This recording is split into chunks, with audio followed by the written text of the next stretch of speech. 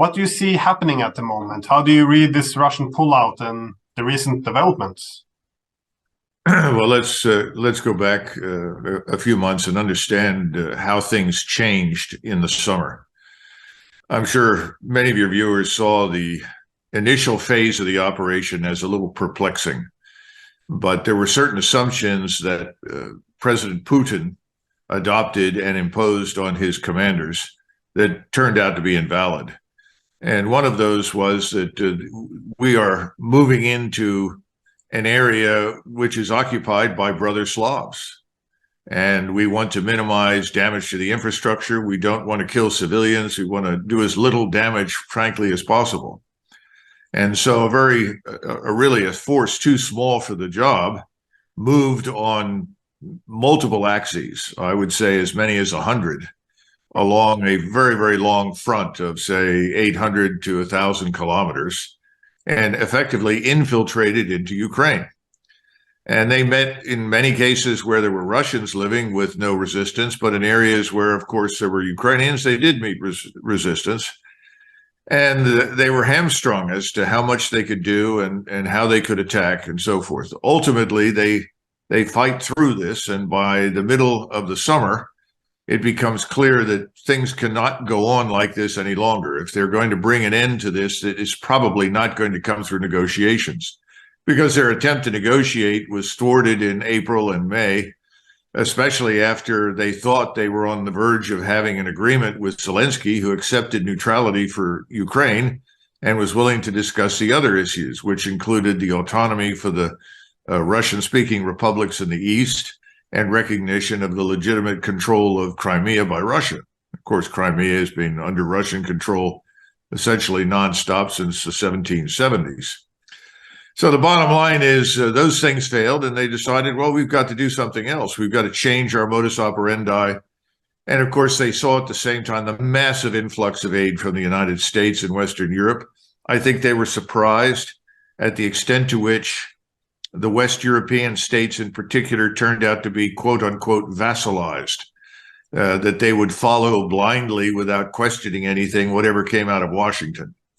I don't think they expected that to happen in Berlin, where they've had really good relations with the Germans for at least the last 2 decades, I would argue for the last 3, and see them as long-term strategic partners, certainly in the commercial sense, but also in security matters. So they decided they're going to have to regroup and reorient the operation. So they secured the areas that you now see on the map, roughly 21% of the territory of Ukraine in the southeast. And they decided to consolidate that position. And quite frankly, holding this Kherson area was of questionable utility. There was no interest at this point in launching an offensive further west.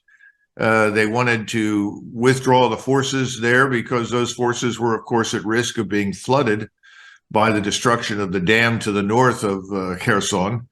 They didn't want these troops to have to deal with this, and so they simply withdrew 30,000 men further west. And I think a lot of those troops are being rested right now and prepared for what comes in the future. And what is coming in the future is a very massive offensive, the kind of thing that, frankly, I and many other military analysts familiar with the Russians expected at the beginning, which are very decisive operations, multiple operational axes designed to effectively annihilate the enemy on the ground. And I think that's what's coming now. That's what lies in the future. Yeah, because, well, I guess since the Kharkov offensive of the Ukrainians, the main narrative has been that this was Russia failing. But I've heard you as well speak before about how to measure victory and success here, that some people merely look towards the territorial control, while you have focused more on this as a war as attrition, so the ability to exhaust adversaries. I was wondering if you could expand on this. Well, we in the West have a bad habit of attaching far too much significance to quote-unquote holding ground. This obviously began during the First World War. I don't think we've ever successfully divorced ourselves from it. The Russians do not view things through that lens. They have a very different history. They've been dealing with mobile armies, Mongolian, Tartar, Turkish, And they understand that ground is only valuable insofar as it provides you with a tactical advantage or an operational advantage. And usually that's fleeting. Remember, most of the terrain that we're dealing with in Ukraine is relatively open. It's not entirely flat, but it is certainly flatter than you're going to see in most other areas, except perhaps northern Germany. And this terrain has no particular value in most cases unless it helps you to kill the enemy. And so the Russians have looked to the north and to the south and said, this is terrain that is, quite frankly, not important. And there's nothing that we cannot retake again in the future. So when the so-called Kharkov offensive was launched, the Russians had run what we call an economy of force operation up in the north, essentially 2,000 men along a very wide front, designed to create the impression that there was something there, but in reality, there really wasn't anything behind them.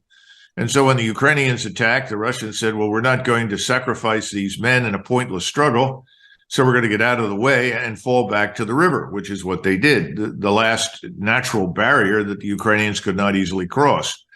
And in the meantime, they've done what they have tried to do from the very beginning, which is maximize the use of what I call the intelligence, surveillance, reconnaissance connectivity to strike systems being standoff attack, whether it comes in the form of rockets, drones, missiles, aircraft, or conventional artillery. So the Ukrainians, and they had about 30 to 40,000 men in this attack, lost 40% of their force just moving across this open ground. And for the last several months, once the decision was made to move over to the strategic defensive and defend these areas that have now been formally annexed into Russia, they were able to inflict enormous damage on the Ukrainians. There are over 100,000 dead Ukrainian troops now. There are at least 400,000 wounded. We don't even know.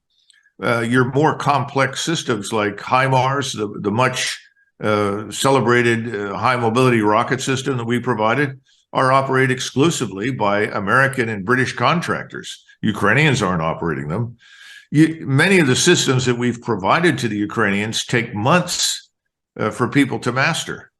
For instance, on the HIMARS system, just the driver, and they normally have only two people that are on a HIMARS system. The driver, who is part of the team of two that operates it, has 1,100 tasks to perform quickly before a rocket is even launched. And he has to know those tasks. He has to learn them. So this is not your grandfather's artillery or your great-grandfather's artillery from the Second World War. As a result, I think the Ukrainians have expended themselves needlessly against increasingly difficult defenses. And we have covered, these minor tactical advances of 10 or 20 kilometers and said, look, the Ukrainians are winning. Well, what happened was the Russian commander said, there's no point in defending the line we were given. We're going to fall back to the next defensible position. And in the meantime, we'll set up what the Russians call a fire trap, where you take the ISR assets that are overhead and you link them to the strike assets, and then you annihilate everything that follows you. This is a revolution in warfare. And the Russians were the first to figure this out in the 1970s. My last book, I covered it in great detail, trying to explain to people that this near instantaneous link between the standoff attack systems that I mentioned earlier and artillery to overhead and terrestrial-based intelligence, surveillance, reconnaissance assets spells disaster and annihilation for anybody that moves within range. And that's what's happened to the Ukrainians. So the Russians have taken far, far fewer casualties.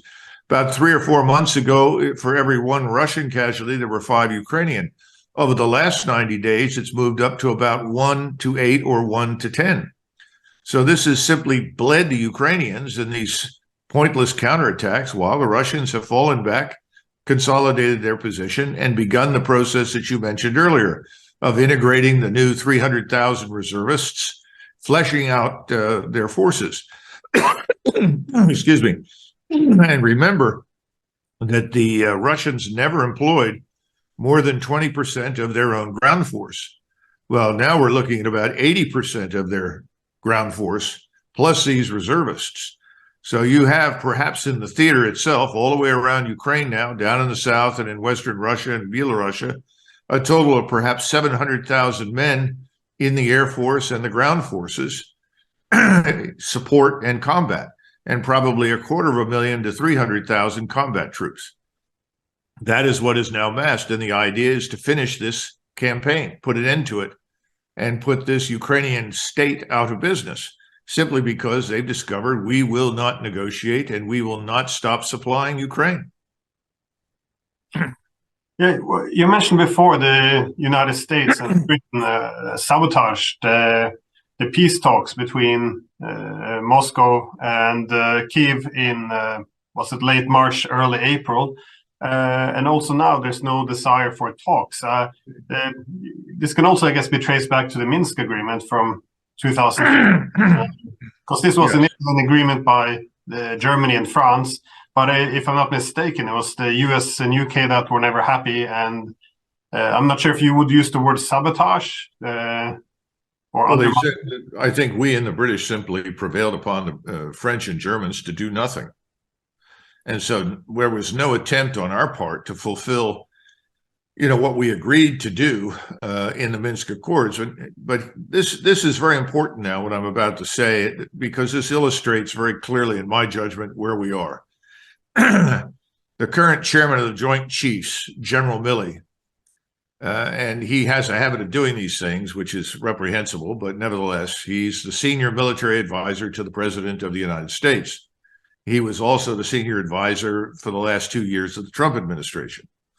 And when things do not suit him, or when he is trying to present himself in a more positive manner, he has the bad habit of leaking information from private conversations with the president and his advisors. He did that. And on Saturday, the New York Times printed his leak. He literally picks up the phone and talks to someone at the New York Times. But what he said is very, very, very instructive. And what he said was the following: I advised the president that the Ukrainians had done about as much as they reasonably could do. That was the first part. And I urged him to bring pressure on Kiev to negotiate with Moscow.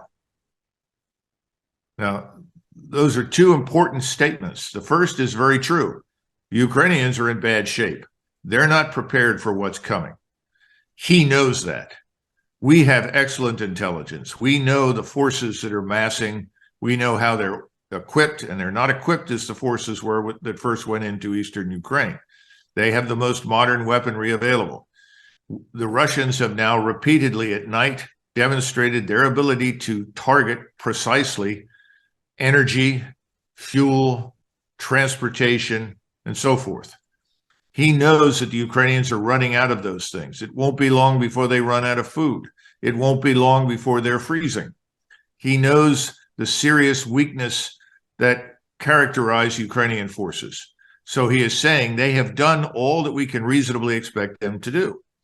Secondly, it's time to negotiate. This is a good time before the offensive that I have been describing begins, because I think he knows that once that begins, that there will be no further discussion under any circumstances between Moscow and Kiev or us until it is over to the satisfaction of the Russians.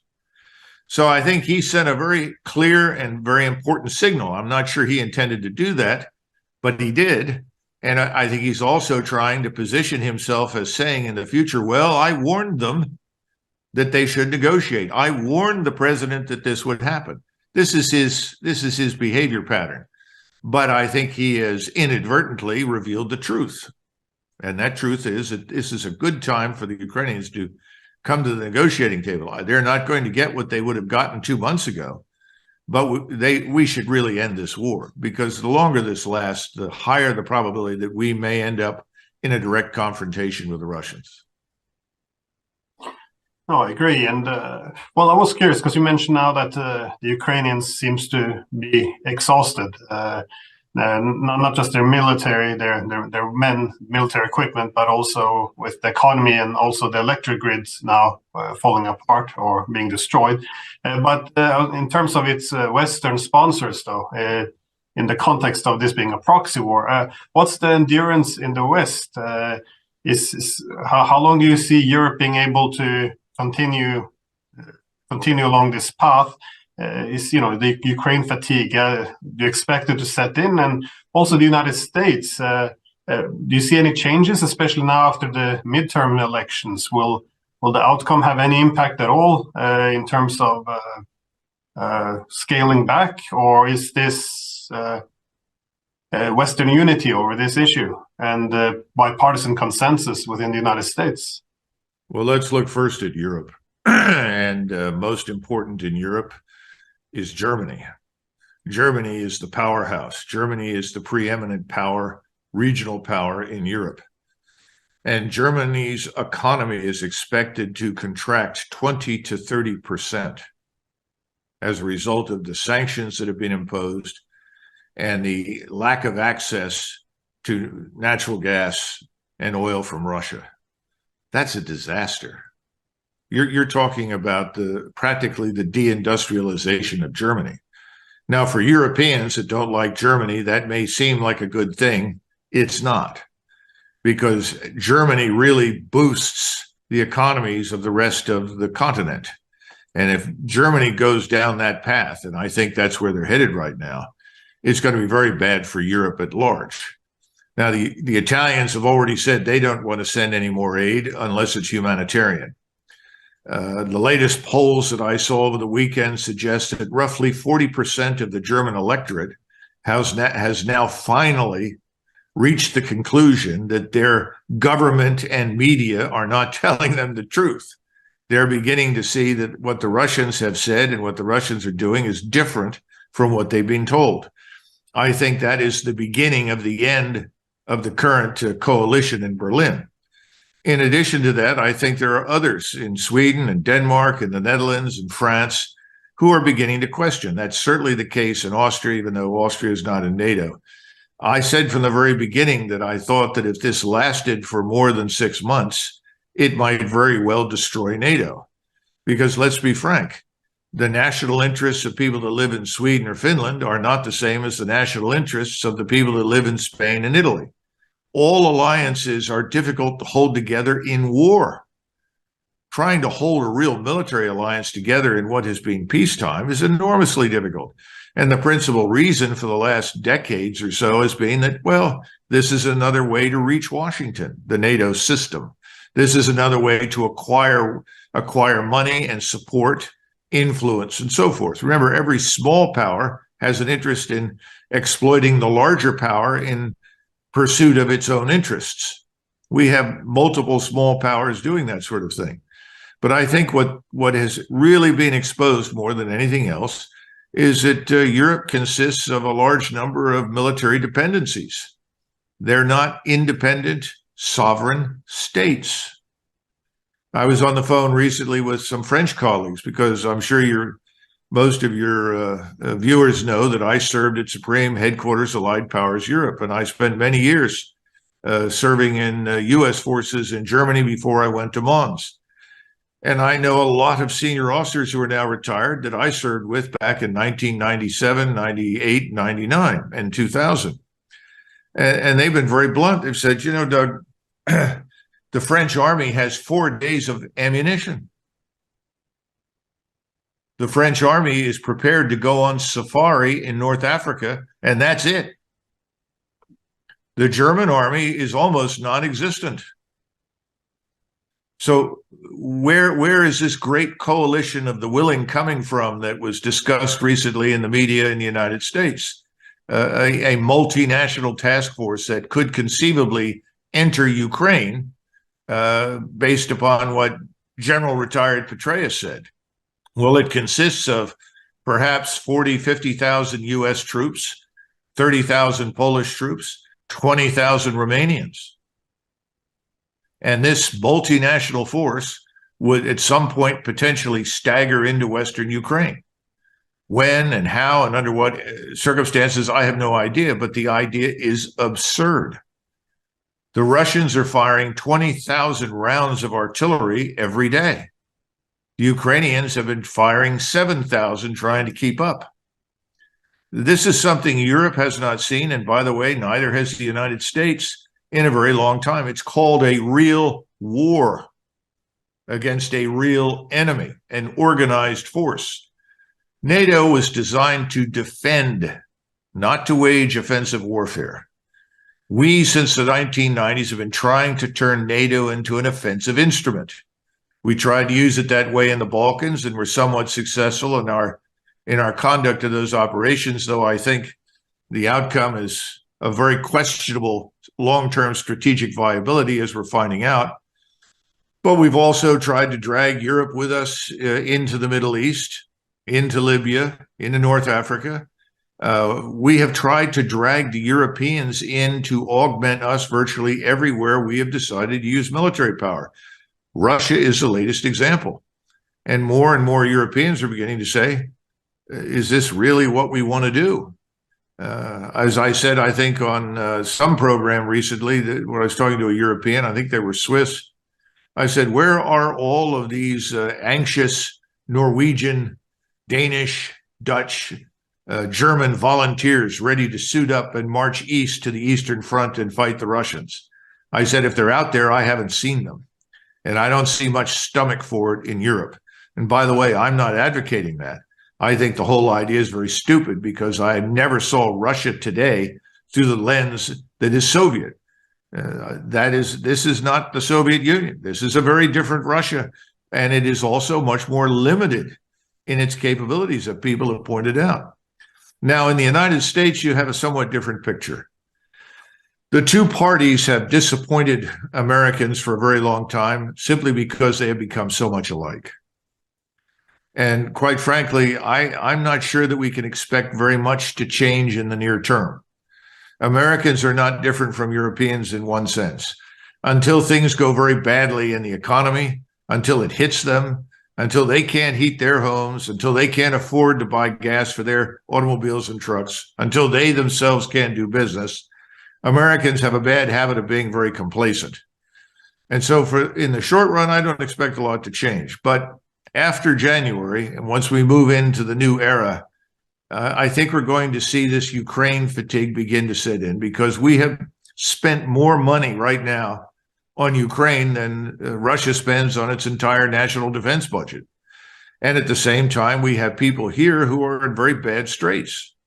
The border is open. Millions of people are pouring into this country from Latin America and other places. We don't know anything about them. Our crime rates in our cities are astronomical. The rule of law has broken down. There's very little faith right now among many, many Americans in the viability of elections. So I think long term, we're going to see profound change, that ultimately the United States will turn inward and walk away from most of these things. And that's a very important point for the Norwegians and Swedes and others to understand. We are not, technically speaking, a continental power anywhere but in the Western Hemisphere. We are otherwise preeminently a maritime and aerospace power. In other words, we're very much like the British Empire. Where was Britain's strength? In its navy and commercial interests and industrial production. That's the United States. We're just a bigger version of the old British model. And so we are not a nation with the staying power to fight major wars on other people's continents. And if you go back to World War II, we thought that was horrific. We had exhausted our manpower base. We took almost, by Soviet standards, almost no casualties. At least 15 million Soviet troops were killed. We think as many as 39 to 40 million people died in the Soviet Union during World War II. We can't begin to deal with those kinds of numbers. And we would have had no chance against the Germans whatsoever had we not had the Soviets in the East. Our strength was naval and air force. That's what it is today. We have a very small army. If we attempt anything on the continent, we're potentially in a lot of trouble. We're not perhaps as bad off as the French army, but we're not very well off. So I think people need to understand that Putin is a man aware of his limitations, his country's limitations. We Americans don't seem to recognize that. We are very limited in what we can do militarily, contrary to what we think about ourselves. And that's a problem. But I think we will be rescued by economic reality here at home after the first of the year. Yeah, there is an interesting continuity, I guess. Many people don't remember, but after President Clinton's nation building, Bush won the election by calling for no more nation building. Obviously, he did then Afghanistan and Iraq. Then you have Obama running for president, offering again change and hope. But then, yeah, he becomes the king of the drones, and Trump also then ran on this platform. And to his credit, he must have been the first president who didn't start a new war, but nonetheless, the objective to, for example, transform relations with Russia, I guess, didn't pan out the way he had hoped either. So there seems to be a difficulty or a tyranny of status quo, if you will, or a certain endurance to the foreign policy. Well, again, as we talked earlier, Americans have taken for granted that the people in Washington they elect to office will represent their interests. They're discovering that both parties are disappointments. If you were to ask an American on the street in Seattle, Washington, or an American on the street in St. Louis, Missouri, about NATO, you have at least a 50% chance he doesn't even know what you're talking about. And if he does, he may not understand what it really means.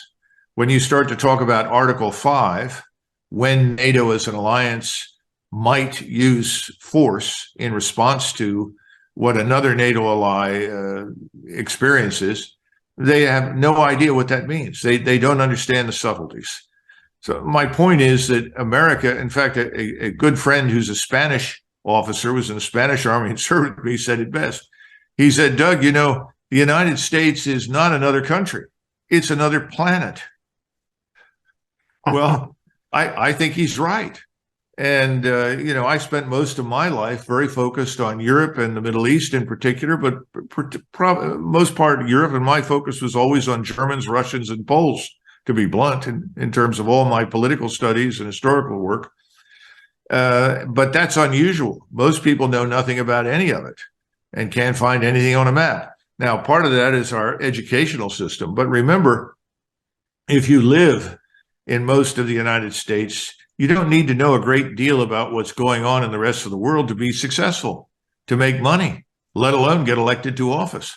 If you sat down with most of the people sitting in Congress and asked them any hard questions about matters today in Ukraine or Eastern Europe, some would repeat the nonsense they're getting to the mainstream media. Oh, the Russians are evil, they're bad, and they commit war crimes, and we have to stop them and save this pristine democracy in Ukraine from destruction. You'll get a few, but most people, they won't really know much at all. And so when you ask them, well, how do you vote? Well, now you have to look at their political donors, the people that donate to their campaigns. And that answers your question about why so little seems to change in foreign and defense policy. Because the people with a great deal of money that have grown rich are interested in keeping us committed in various places around the world. And the argument is always the same. Oh, if the United States leaves, the world will end. Well, the world was around for 5,000 plus years before we came along, and it's going to be there when we're gone. So I reject the notion that nothing can happen in the world without American participation. But this was the great myth in the 1990s of the indispensable superpower, that without us, nothing can happen. We're bankrupt. We have trillions in debt. Our economy is in ruins. Our infrastructure needs work. Our armed forces are remarkably small, but we have more generals and more admirals than we've ever had in our entire history. So when you ask me, is anything going to change? Short term, no, but long term, absolutely. We can't go on like this. Yeah. Switching to a darker topic, the potential of nuclear war. every day, almost we read in the media that Russia's threatening with nuclear weapons. I have to be honest, I never see any quotes behind this, and what I have read is often warnings that we might walk down this dark path if things continue to escalate. But of course, there's also the possibility now that the United States has some boots on the ground in Ukraine, if I'm not mistaken. Do you see the prospect of nuclear war as likely or possible, or is this simply exaggerated? And if so, how would it happen? Well, I've forgotten the name of the man, but I think he spoke for one of the scientific organizations in the United States that monitors this sort of thing. And he told people a few weeks ago that there was less than a 10 to 20% chance of nuclear weapons being employed. Now, I don't know how he ended up with that, but that seems to have immediately disappointed everyone in the mainstream media, who promptly stopped talking to the man. We were the ones that began talking here in Washington about the potential for limited nuclear war. And this is something that we've dealt with over the last 50 years again and again. We went through this towards the end of the 60s. It reared its head again in the 80s. It is insane. Anybody with any common sense understands that you cannot build so-called tactical nuclear weapons, smaller yield weapons of, say, 5 kilotons or less, hurl those at the Russians or the Chinese or anybody who has nuclear weapons, and then say, well, they'll understand. That's only a small nuclear weapon. They'll understand it's not a big one. No, what you would get under those circumstances, particularly today with the Russians, if we used a small nuclear weapon, they'd launch a first strike and annihilate us. And we would, in response, launch our strike, and that would annihilate them. We know that. They know that. I think President Biden, although I find him very, very disturbing on many, many levels, I think he understands that that is off the table. Now, his advisors, I think, are equally aware of that, but you never know. But I think they understand that's a non-starter. The Russians have it enshrined in doctrine, effectively says nuclear weapons will be reserved exclusively for the use as retaliatory weapons if at any point in time we are attacked with nuclear weapons. In other words, we will retaliate. We will not go down the path of first use. So I think that's very important. And the Russians do not talk or discuss any longer limited tactical nuclear war. So that's good news. The bad news on our side is that foolish people have now said, no, we will no longer make the same pledge. We reserve the right to use a nuclear weapon under all and any circumstances if things don't go the way we want them to. And that's what's got people worried. I'm sure Moscow's worried.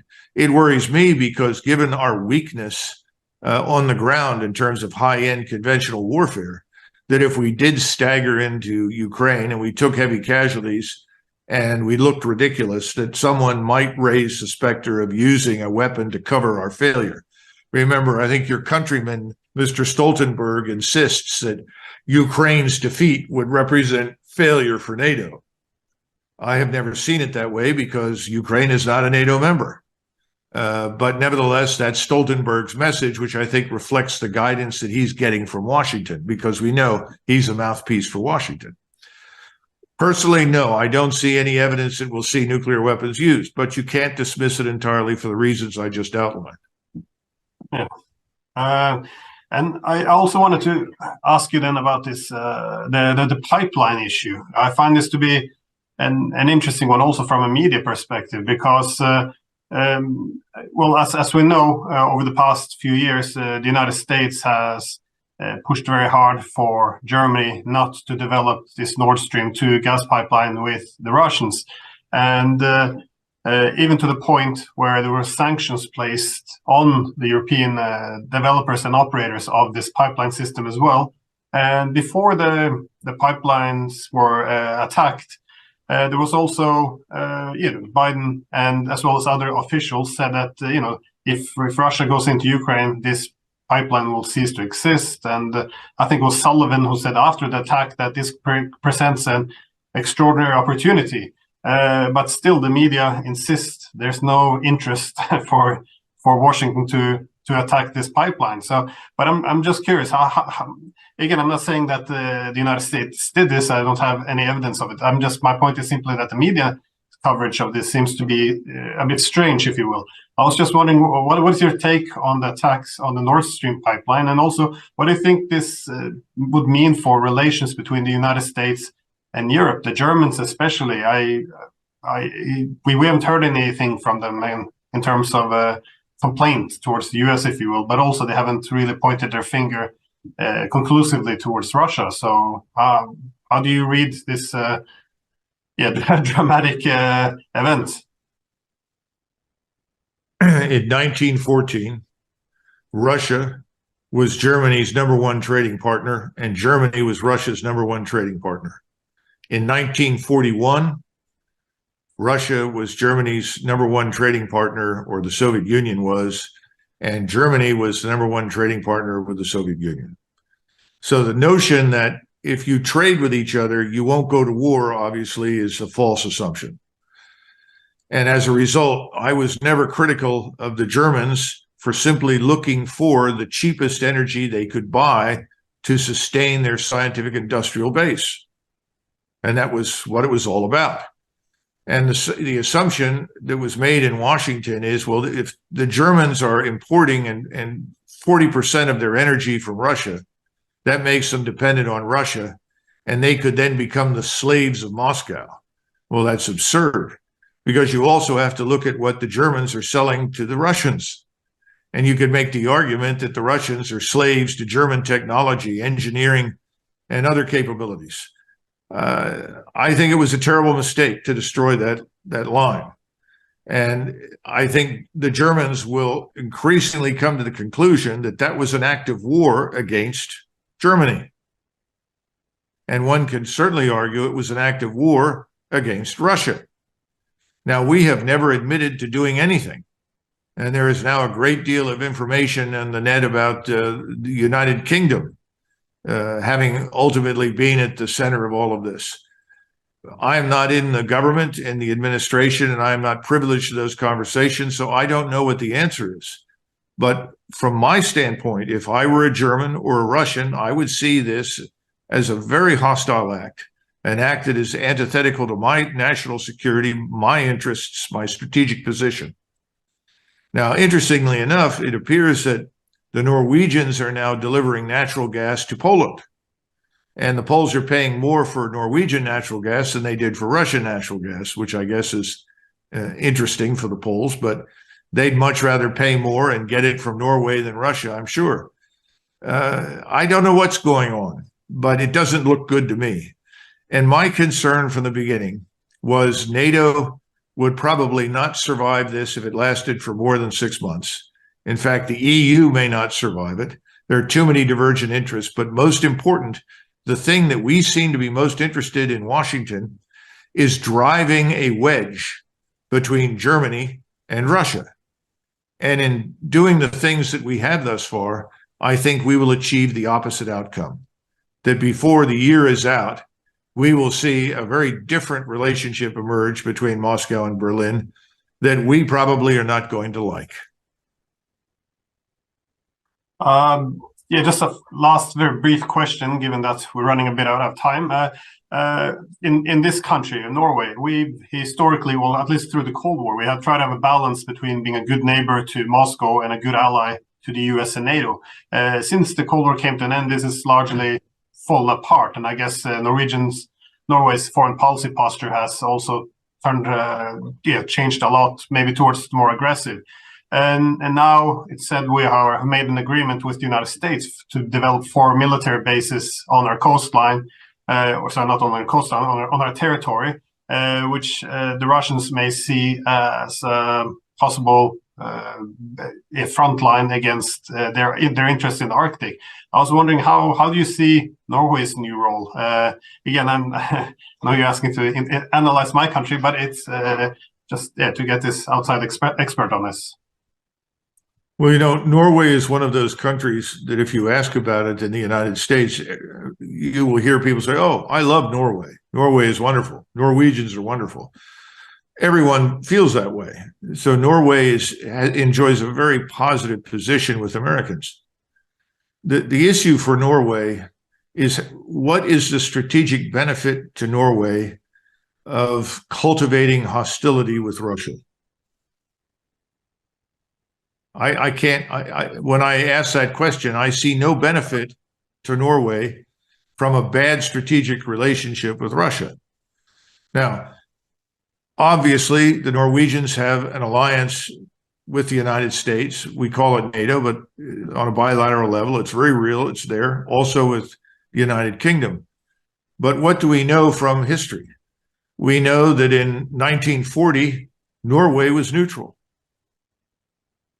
Churchill discarded that out of hand, dismissed it out of hand, and said, no, we must race to Norway and beat the Germans to it. If we don't take on Norway, then Norway will end up being occupied by the Germans. And he was joined in this by the president of France. Remember, they put together a force that was supposed to originally march across Norway and Sweden to join the Finns in fighting the Russians, which would then have made Great Britain and France the enemies of both Russia or the Soviet Union and Germany at the same time. That didn't work out. And so the fallback position was, well, let's go to Norway. I don't think Norway benefited very much from the whole experience. And I don't think that we or the British right now can invest enough if Norway needed it to rescue Norway. Now, that's just my personal observation. I don't think the Russians have any interest in attacking Norway. I don't think the Russians want to isolate Norway. In fact, I don't think they care what Norway does. They would be happy to do business with Norway. But again, I am seeing Russia through a lens that's very different from what we in London and Washington are pushing. We're pushing this false paradigm. The revanchist Soviet leader is leading the new resurrected Soviet Union on a bid to conquer Eastern Europe. See no evidence for it. Nothing could be further from the truth. But if you're sitting in Oslo and you believe that, then it may make sense to you to offer these bases. But I would urge Norwegians to give this careful consideration. There is no substitute for good relations with your neighbor. And it is advisable to cultivate good relations if you can. I don't see any benefit to bad relations, and I don't think they're necessary. But I hold a minority opinion, obviously.